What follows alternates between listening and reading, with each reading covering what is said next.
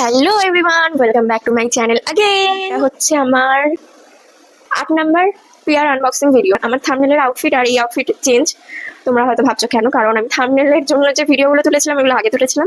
ভিডিওটা করতে বসেছি আমি সপ্তাহ মতন পরে, কারণ আমার ভীষণ শরীর খারাপ ছিল। এটা অনেক লোকেই জানে না, আমার যারা ক্লোজ ওয়ান মানে বাড়ির লোক ছাড়া এক দুজন হয়তো জানে, তাছাড়া কেউ জানে না। কারণ আমার মারাত্মক ভাইরাল ফিভার হয়েছিল, আমি বিছানা ছেড়ে উঠতে পারিনি, আমি কাজেও যেতে পারিনি।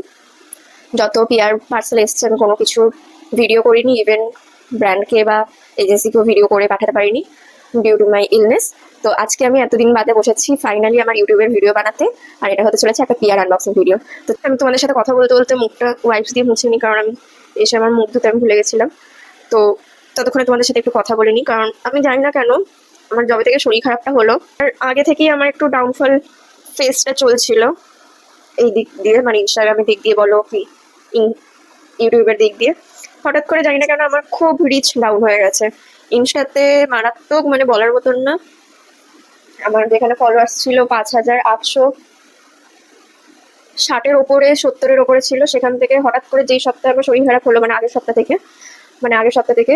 থেকে আমার ফলোয়ার্স কমতে কমতে আজকের ডেট হচ্ছে 19/7/2025। আজকে আমার ফলোয়ার্স এসে দাঁড়িয়েছে 5798। মানে তোমরা ক্যালকুলেট করে নাও যে কি পরিমাণে। আর আমি ভিডিওটা ছাড়তে ছাড়তে আরো কত কমে যাবে ফলোয়ার্স, আই ডোন্ট নো। আর সেম আমার ইউটিউবেও হচ্ছে, ইউটিউবে রিচ আসছে না। মানে লং ভিডিওর আমি রিচ আশা করি না, কারণ সবে সবে যেহেতু আমি লং ভিডিও বানানো শুরু করেছি, লোকে আমাকে লং ভিডিওর থ্রু সবে চেনা শুরু করেছে। শর্ট ভিডিওতে আমি ছাড়ার সঙ্গে সঙ্গে, মানে সঙ্গে সঙ্গে না, 24 ঘন্টার মধ্যে আমার 1K হয়ে যায়। 24 ঘন্টা পরে সেটা 1K থেকে ক্লাসের দিকে যায়, কিন্তু 1Kটা হচ্ছে আমার মিনিমাম ছাড়ার পর, যেটা আমার হচ্ছে না। আমার মানে শরীরটা একটু স্টেবল হওয়ার পর থেকে আমি যতগুলো ভিডিও ছাড়লাম, তার মধ্যে থেকে বোধহয় 5খানা ভিডিও বোধহয় অলরেডি আমি ছেড়ে দিয়েছি। তো 5খানা ভিডিওর মধ্যে সবকটাই, কোনোটাই আমার 500+ পর্যন্ত যায়নি। একটা ভিডিও শুধু গেট রেডি উইথ মি ছিল দক্ষিণেশ্বরের, যেটা সেটাই শুধু 500-র কাছাকাছি গেছে, 500 পার করেনি। আর বাদ বাকি তো 100-100-র ধারে কাছেই পৌঁছায়নি, এরকম অবস্থা। বাট এই জিনিসটা কেন হচ্ছে আমি বুঝতে পারছি না, আমার সবকিছুর কেন ডাউনফল চলছে। তো যাই হোক, এই হলো আমার ডাউনফল কাহিনী শোনালাম। এবার আমার আপ ক্লাইম্বের কাহিনী শুরু করি। তো এটা হচ্ছে আমার ফার্স্ট এভার ইন্টারন্যাশনাল পিআর। এটার জন্য আমি খুব এক্সাইটেড ছিলাম। আমি তোমাদের সাথে একটা সাইডে মেল শেয়ার করে দেবো। এই মেলটা এসেছিল আমার কাছে 1-1.5 মাস মতন আগে এসেছিল, যে আমাকে এরকম ম্যাকারন থেকে, আই গেস এটা ইচ্ছন ম্যাকারন বিউটি থেকে আমাকে চুজ করা হয়েছে, আমাকে পিআর পাঠানো হবে। ক্রাইটেরিয়া নিয়ে যে তোমাকে এরকম ভিডিও বানাতে হবে, ওরকম ভিডিও বানাতে হবে, এটা অ্যাজ আ গিফট আমাকে পাঠানো হচ্ছে। এটাতে আমার নিজের মতন একটা ভিডিও করে জাস্ট রিভিউটা তাদেরকে শেয়ার করতে হবে যে আমার কিরকম হয়ে গেছে।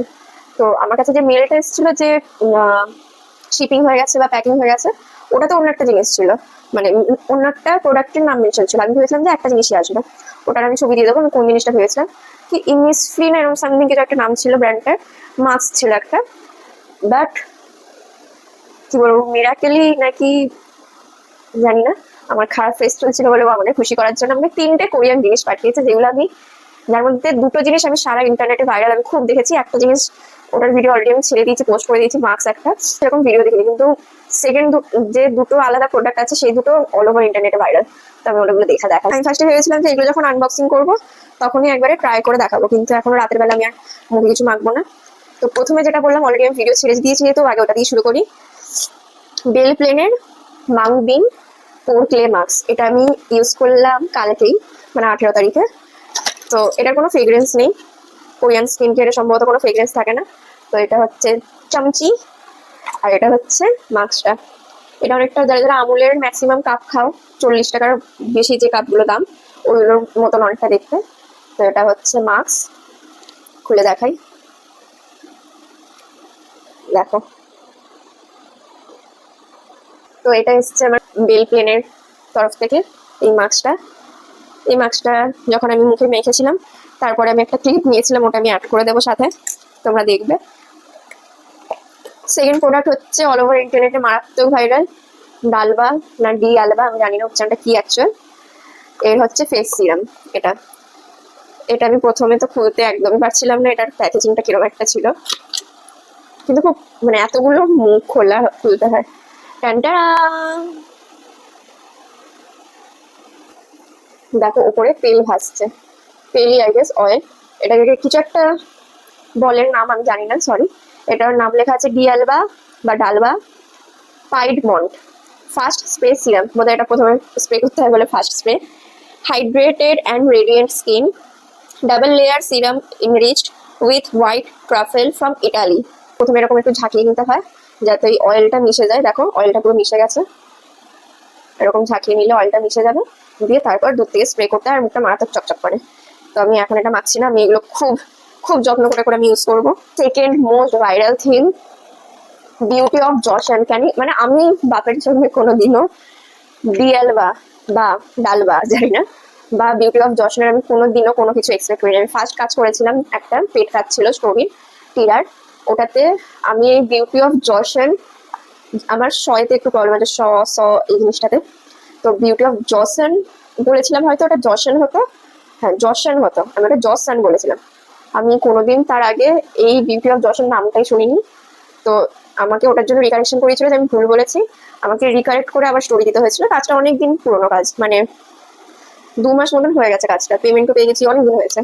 তো সেই ব্র্যান্ডের জিনিস, যেই ব্র্যান্ড আমি নামও জানতাম না কিছুই না, সেই ব্র্যান্ড যে এতটা ফেমাস, প্লাস ওই ব্র্যান্ডের যে এত ভাইরাল একটা প্রোডাক্ট আমার কাছে আসবে আমি জানতাম না, একদমই আনএক্সপেক্টেড। আর এটার বাক্সটা এত এলিগেন্ট না, তোমরা যদি সামনে থেকে কোনোদিনও এটা দেখতে পাও, পুরো ম্যাট ফিনিশ, এরকম কোনো প্রোডাক্টের বক্স আজ অব্দি পাইনি।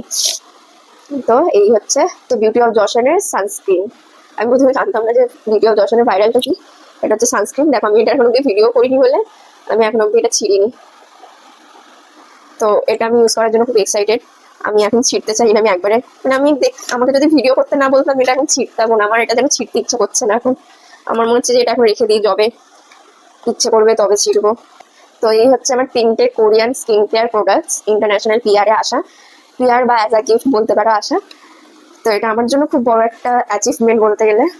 তো যাই হোক, আজকের ভিডিওটা এইটুকুই। আমার কাছে অনেক অনেক বাক্স পড়ে আছে, মানে এত পিআর এসছে এই 1-1.5 সপ্তাহে আমার শরীর খারাপ থাকাকালীন। তো সব একসাথে আমি ভিডিও করে করে পরপর ছাড়বো। আর সরি, আমার যে সেকেন্ড যে সিরিজটা, আমার 2টো সিরিজ চলছে যেহেতু, একটা হচ্ছে পিআর আনবক্সিং আর একটা হচ্ছে let's explore Kolkata with me.